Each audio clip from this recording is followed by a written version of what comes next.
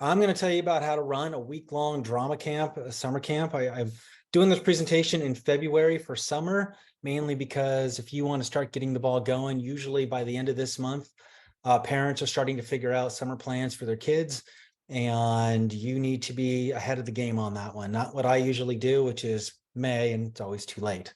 Everything's full. But meanwhile, this is what it is. So let's get this going here. All right. We're going to do a little presentation here. It's basically what we're going to do is I'm going to tell a little bit about who I am, how to set up a camp, running a camp, my basic process for running camps, other camp details that you're going to need while you run your camp, and with some Q&A. And I typed this presentation because I'm recording it. We'll send you all the link to this recording at the end of it. And again, anytime you have any questions, you have my email, you can shoot me an email.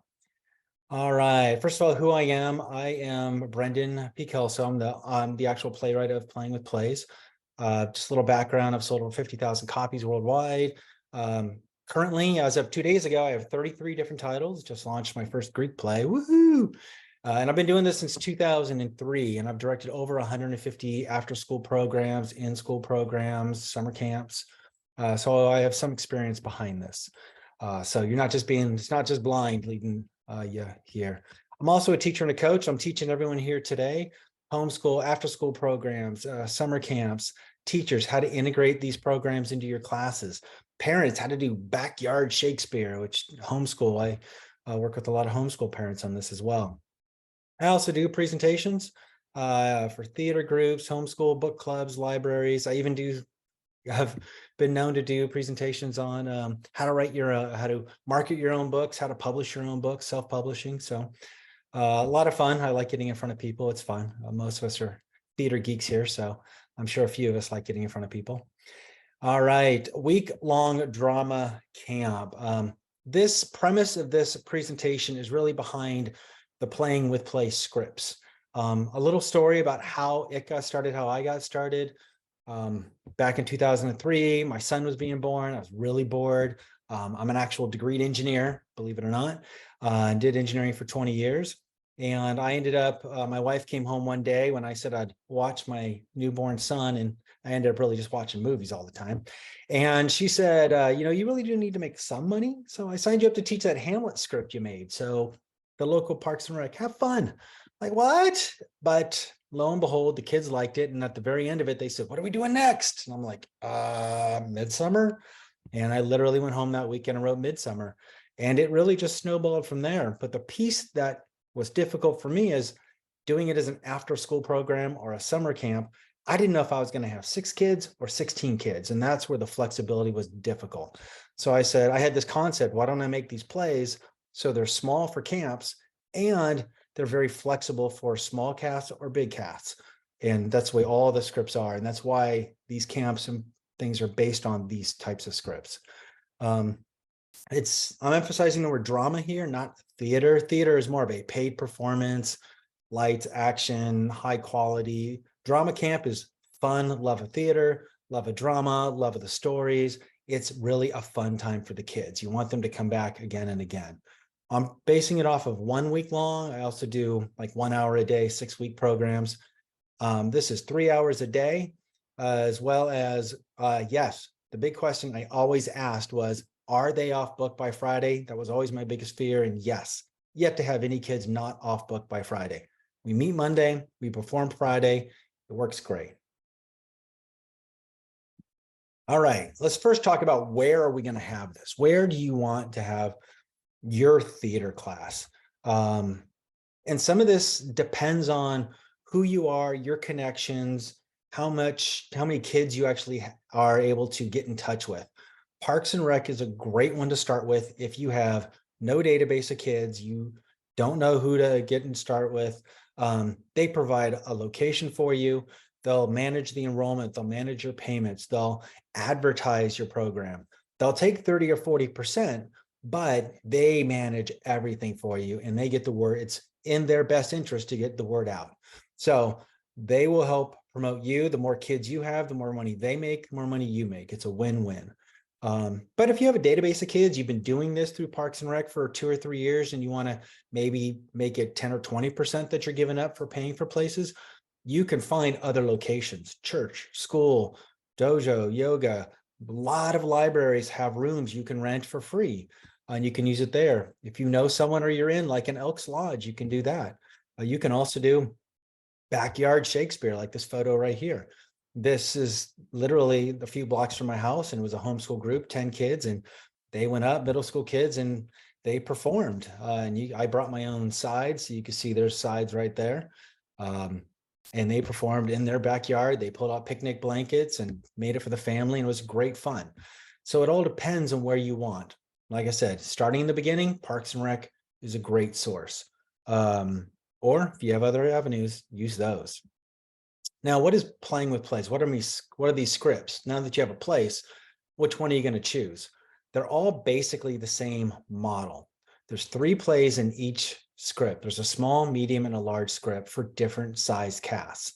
They're 15 to 25 minutes in performance length, mostly me being funny, but with lines sprinkled throughout.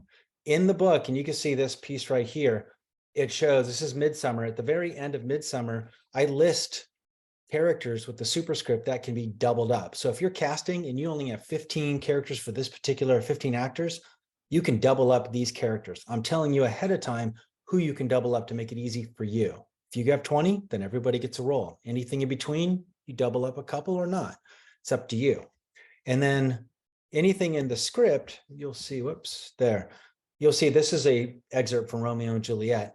The highlighted in gray is actual text from Shakespeare. So they do get the actual famous lines throughout, and they read it and they realize there's no stigma with Shakespeare. This is easy.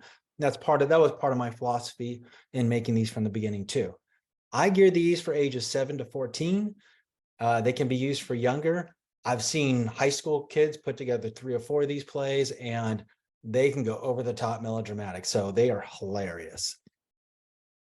Currently, there's 33 titles. So literally, if you did a class a week, you would do 2/3 of the year before you even repeated one. And they're a lot of fun, and they're all basically the same, like I said, same format. What to charge? This is the next piece that you want to know what to charge to run your own camp. And the biggest thing is it depends on the demographics of where you are teaching it. You know, if you're teaching it and I'm in a little bit of a country area here. We don't have big cities within a couple 100 miles, so we don't charge a lot for camps around here. But if I'm in San Francisco, New York, LA, a bigger city, you're going to want to charge more because that's what customers are used to paying. You got to realize what your time is worth to make this as worthwhile for you. If you got a reputation, that affects this. If you've been doing this for 5 years and everybody's like, we're going to sign up for Miss Sally's drama class, then you can definitely charge more. But if you're brand new on the block, you might want to charge a little less just to get a database and some customers. But study what other camps are charging. Let's just do some quick 2 things. One, there's a sign-up fee, and try to always collect your money before. You can collect it on the day of if you want, but then people will sometimes not show. So it's better to collect it ahead of time because now they have buy-in and they'll more likely show up. Material fee. A material fee is really a non-taxable fee, and that's why it's a separate cost, a line item. And typically that covers like a script cost, supplies, maybe some costumes that you might want to get, licensing. That's what that is. So usually it's the $199 plus the 20 or $159 or $299, whatever you're charging for your class. Now, step down, I did some quick math for you just to realize, you know, the revenue that you could make if this is a small business for you, a little summer side hustle. If you're a teacher, you have 12 students at $200, that's $2,400. If it's Parks and Rec, you're clearing $1,700. You do 5 camps in the summer, you're clearing $8,000. I know a few teachers that actually do 2 camps in the summer, one in the morning, one in the evening or afternoon, and they'll do that for 5 weeks or 7 weeks, and you can make some decent money. That's too much for me, but some people, they like it and they will do it. It's up to you, your class. First thing you want to do before your class starts, this means you already have a cast. You want to do parent management. You get their buy-in of everything you're doing. So 1 to 2 days before, you're emailing the parents because you collected their email during the sign up. You're going to tell them exactly what the kids are going to do. You're going to show them the week schedule because they are going to be helping make sure your kids are on track. Let them know that each day there's a sign in, a sign out sheet. You're going to confirm their contact information on the first day. You're going to remind them, emphasize this is the performance time. There's nothing worse than on the day of, they're like, oh, sorry, we had to go to the city. And next thing you know, they're not showing up. That's happened to me a couple times. But do your best to just let them know ahead of time so they can make sure it's on the calendar. What you expect them to bring a snack, bring the material fee, rehearse at home, memorize their lines. And if they want to help with costumes, awesome. And then a photo release waiver. I emphasize to do this because you might want to use it for future marketing for yourself, but also you're going to be doing a photo shoot at the end of the week, or at least I always set up a photo shoot and I always do a video recording. And I'll show you what I do here in just a few minutes.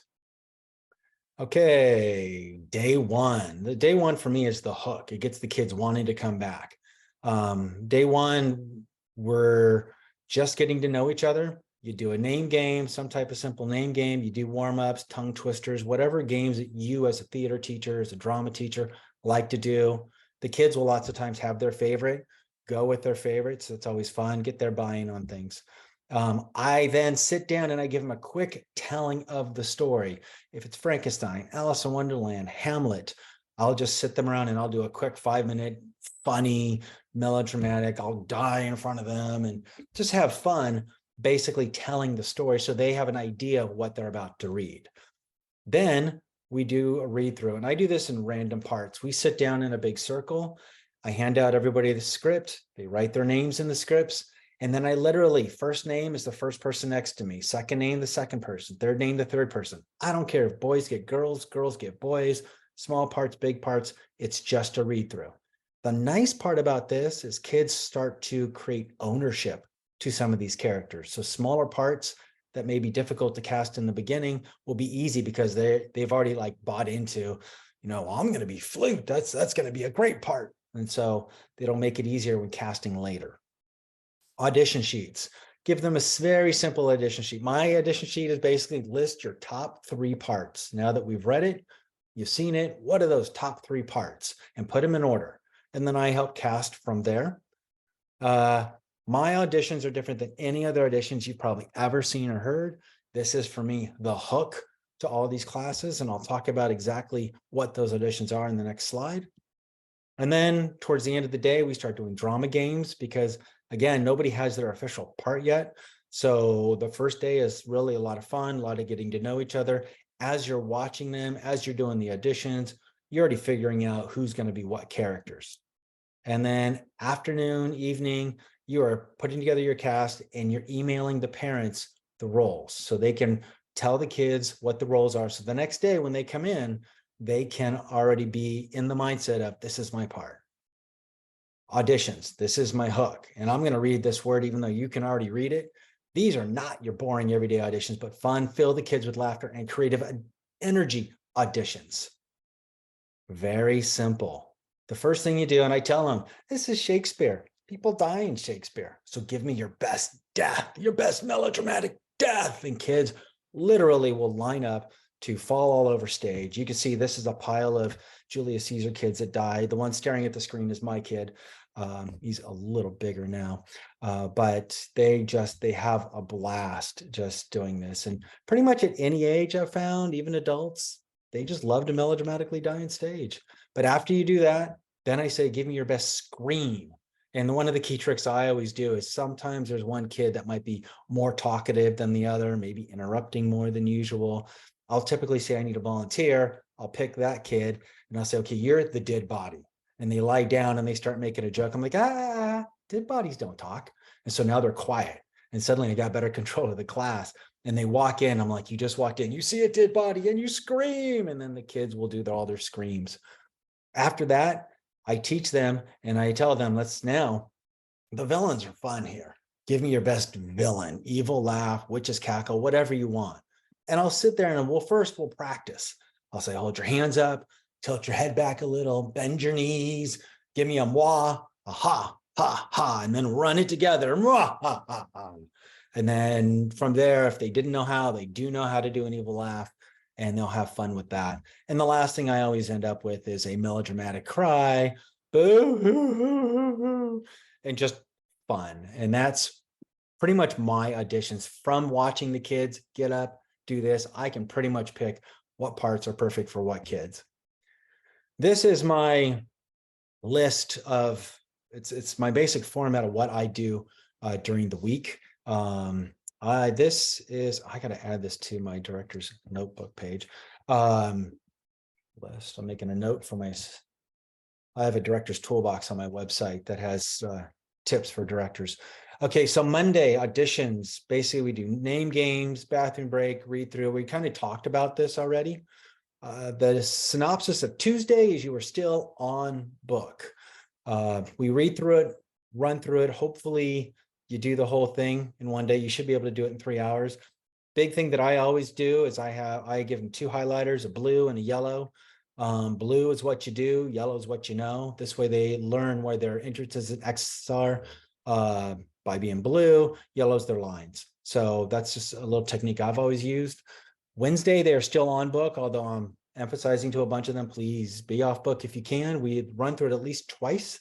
And if they do a good job, we get through it. Their motivation is by the end of the day, we get to do costume fun. And I literally just get out a couple bins and I let them just run through and start figuring out what costumes they want and for their characters. And they start just playing with stuff. And it's a lot of fun. Thursday, they are off books. They might do self-write-ups, which we'll talk a little bit later. I might give them some really cool Shakespeare tattoos that I have, but we've run through it twice.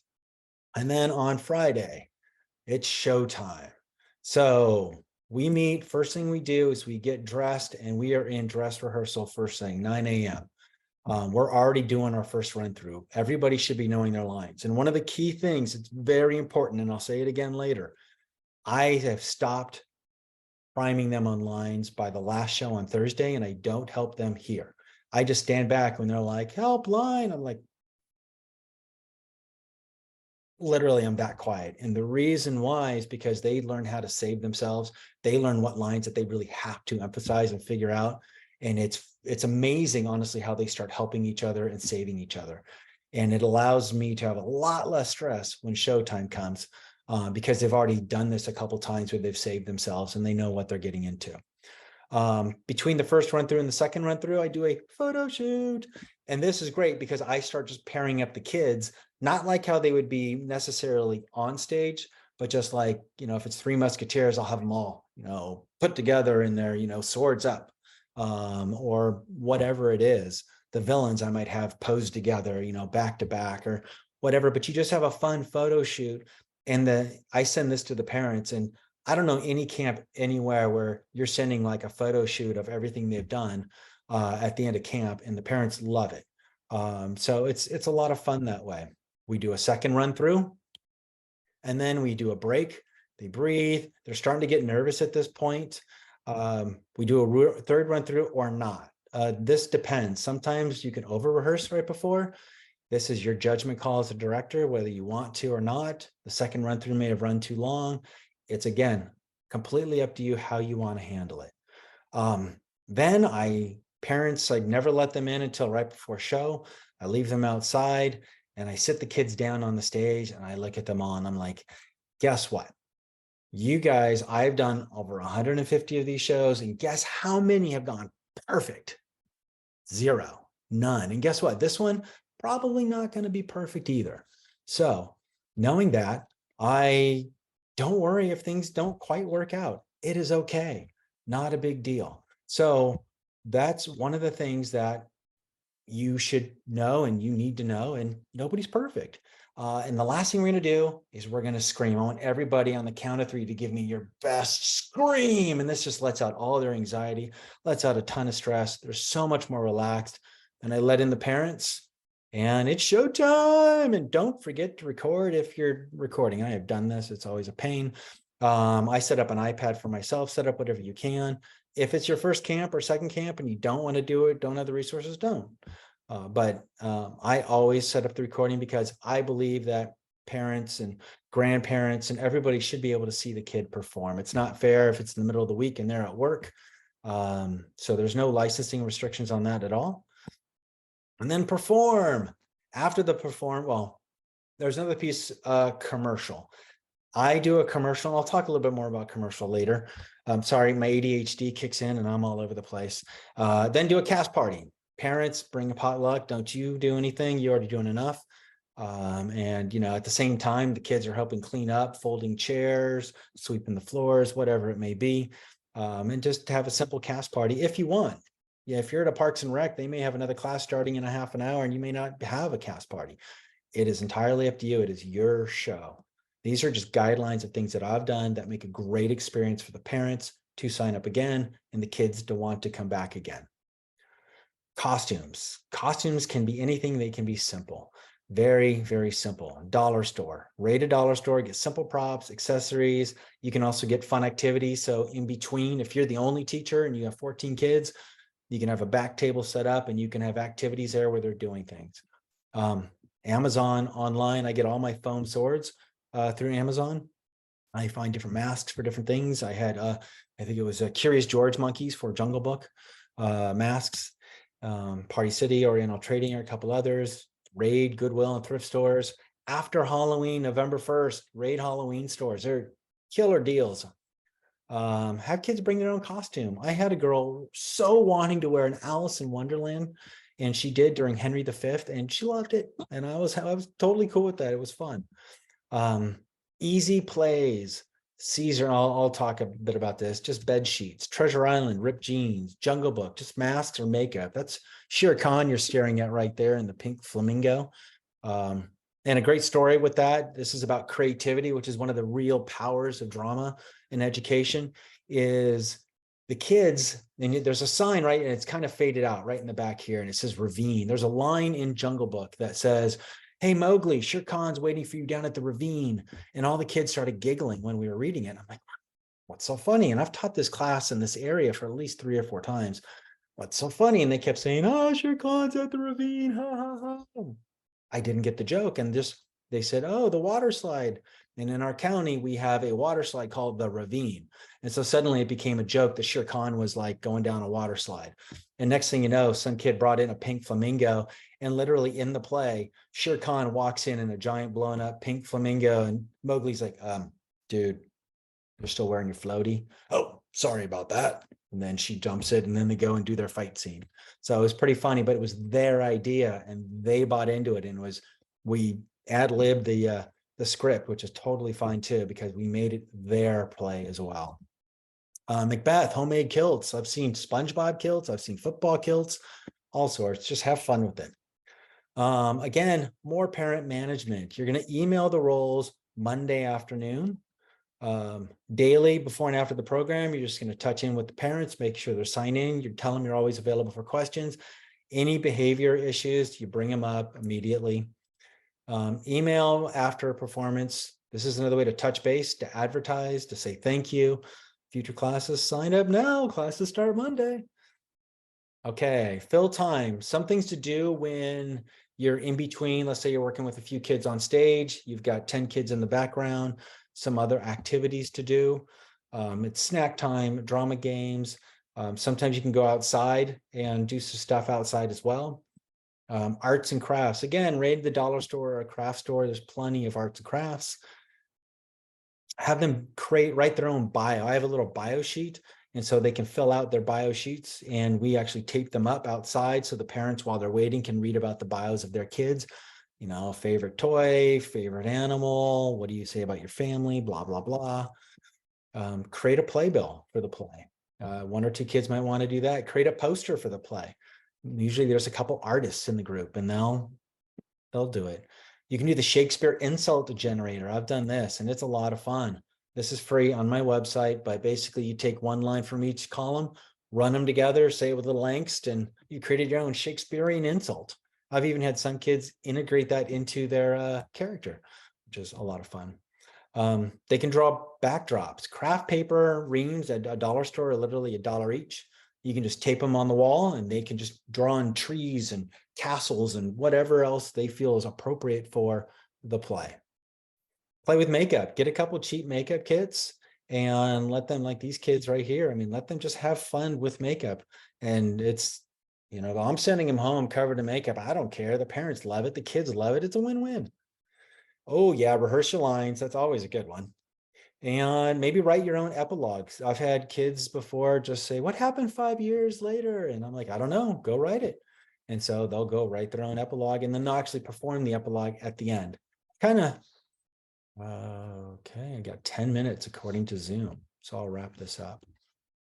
All right, easiest place to perform, Julius Caesar, togas, easy and free. On my website, I'll tell you exactly how to get free, easy scripts. It's also a shorter script. Jungle Book, again, easy costumes. Wolves, monkeys are always on stage. Christmas Carol, short, easy. It's annual. You can get that one filled every Christmas. Midsummer, Macbeth, these are more ensemble pieces. They're shorter plays, and everybody's on stage. What's worked for me? Again, hands off the last 2 or 3 rehearsals. Just stop helping, stop guiding. I just watch and let them solve their own problems. Commercials. You see this picture on here? That is a giant pitchfork from Frankenstein.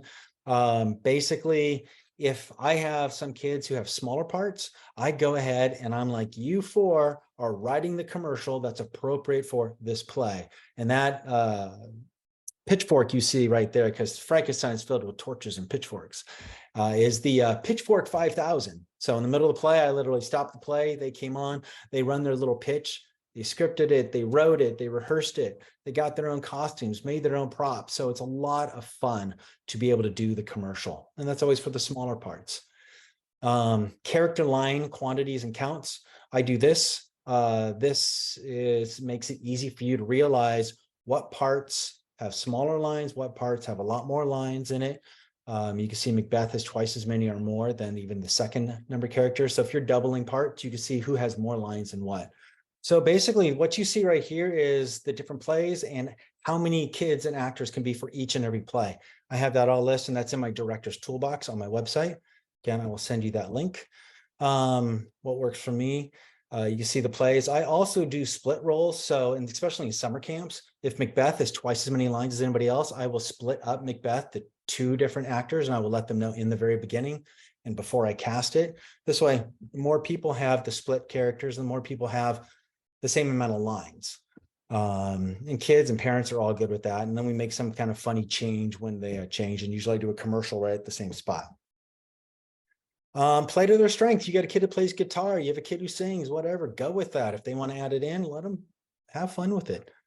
All right, so you know, if you're going to be doing this, there is scripts and performance license. If you want paperbacks, are $8 each. If you're charging the kids to be part of the class, then the digital is $5 each. I'm a proponent of paperbacks because I like kids signing the books, keeping them as keepsakes. But whatever works for you works for me. If you're doing this through education and you're not charging the kids to be part of the camp or part of your class, then it's only $2 each for the digital scripts. Performance rights, if you have a paying audience, a donating audience for a performance, then it's $45 a show. If it's a non-paying audience, which most summer camps are, it's $0 is fine, $45 is fine. It's a pay what you can rate. Honestly, this is my living. So, you know, if you can pay something, awesome. But if you can't, I get it. You're not charging the audience. So no big deal to me. Last thing I'll leave you with, nothing will come of nothing. If you try nothing, you're going to get nowhere. So do something and just give it a shot.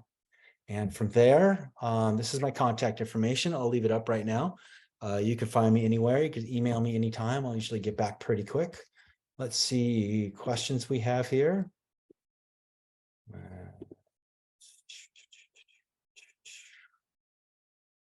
The schedule refers to blocking. Can you explain what that is? So basically, blocking is when you are on stage and you're going through the scripts. You're basically telling them the locations, maybe where they're entering, where they're coming, exiting, where they are on stage when they're saying a certain line. Because sometimes I break the fourth wall all the time in all of my plays. And so sometimes you're addressing the audience. So you kind of want to have them lean into the audience and they take this notes. But that's basically, you know, blocking is just where they are on stage and when.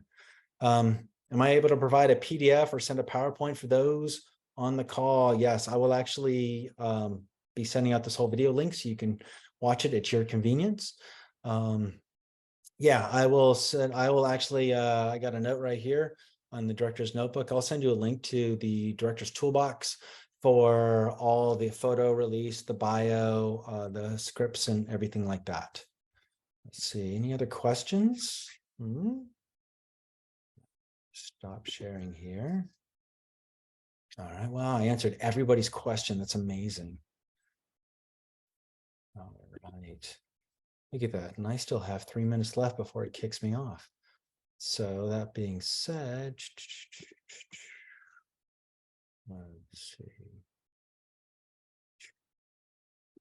You are allowed to unmute yourself if you want to actually ask a question. Just kind of hit talk and go. If we get cut off, just come right back in and I'll go back in. If you want to leave now, you're more than welcome to. I want to thank you very much for coming on here. And again, anytime you have any questions whatsoever, please let me know.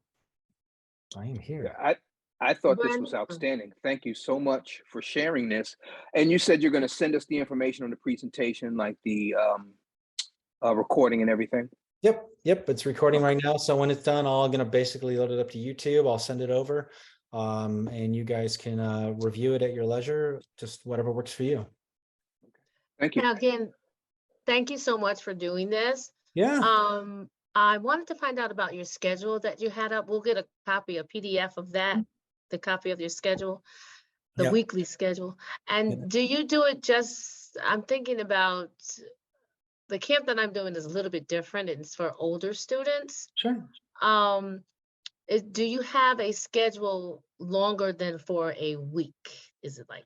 I do another one that's basically like once a week. So 1 or 2 hours a day, once a week. Let's say you only meet on Wednesdays. And then at the end of that 6 weeks, you perform. It follows the same basic outline. It's a little easier for kids to memorize stuff because it gives them more time to kind of like marinate with the lines.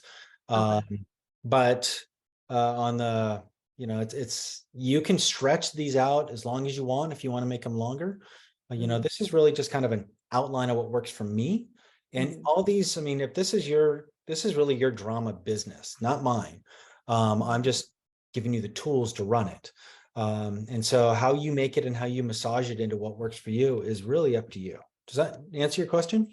Yeah. And have you done it with high school students or is it just I have. Middle school is always the worst because they don't want to do anything. Typically when it's high school, they want to be, especially if they're drama kids, they want to be there. And when they want to be there, they go over the top and they finally found their tribe. For me, drama was my tribe, growing up. So you don't mind it because you're not really embarrassed anymore. Middle school kids, they're lost in their own head right now. And so they don't know. And sometimes they don't want to be forced to do something. It's not an elective. So middle school is honestly the hardest. I always start middle school kids off with the insult generators. So they're just learning how to Shakespeare and insult, and they think that's really cool and fun and get rid of some of the Shakespeare stigma. That's my basic thing.